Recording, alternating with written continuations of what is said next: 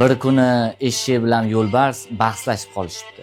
Eshak yo'lbarsga qarab, o't o'lalla ko'k rangda debdi. Yo'lbars esa yo'q, adashyapsan, o't o'lalla yashil rangda debdi. Va shu mavzuda soatlab eshak bilan yo'lbars bahslashibdi. Oxiri o'rmon qiroli sherni oldiga borishibdi, kim haqligini bilish uchun. Sher eshakka qarab, "Sen haqsan" debdi.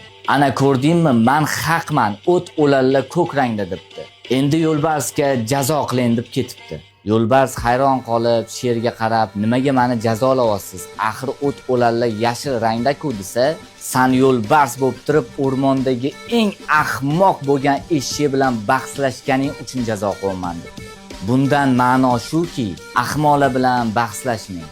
Chunki ular sog'lom fikrlay olmaganlari uchun o'zlarini emas, sizni ahmoq qilib ko'rsatishadi.